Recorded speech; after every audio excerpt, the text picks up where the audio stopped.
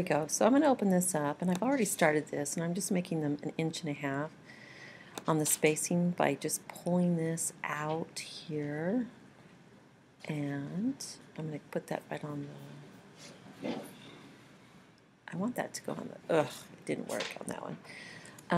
Let me see if I'm going to have, first of all, I need to have my rulers up, okay, and then I have my snap too. Both of those are checked so that I can go ahead and pull this out to kind of measure this to make sure that it's going to be equal on both sides.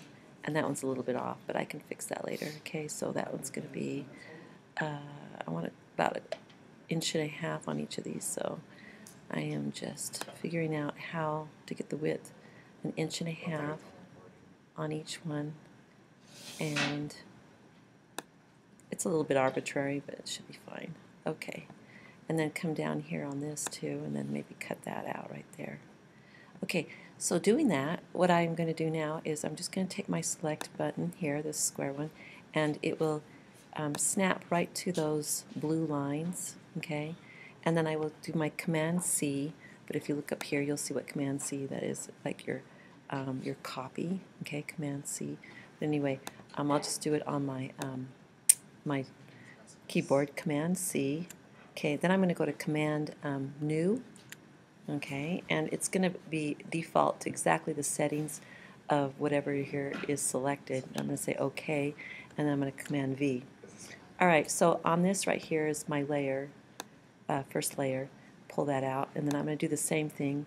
Okay, now I don't want this to be selected. Keep selecting this too, so I'm going to make sure it's on this first one right here, or else I could also do Command D to deselect.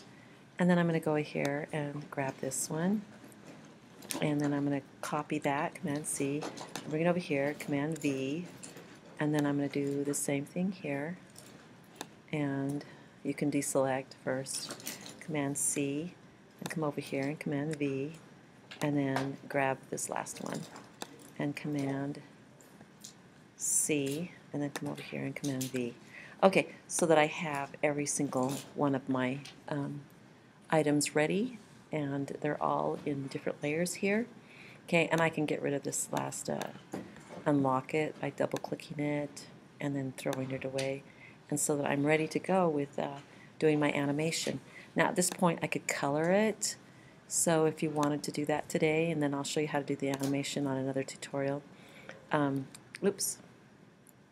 Okay, got a little problem here with selection for some reason. It's being silly here, but anyway, you can yeah, there's some really weird things happening here on my selection, so I'm going to have to find out what's going on here.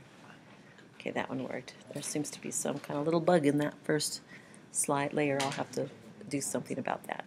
Okay, but in any case, you'll be able to now just kind of make some color, and whatever you do with coloring, you're going to have to do it for all of your slides, and so you will, okay, so when you get to another layer here, you take that eyeball out, and you can see that you could just, color it too. Then go to the next one, and then take that eyeball off, and then you can color that one.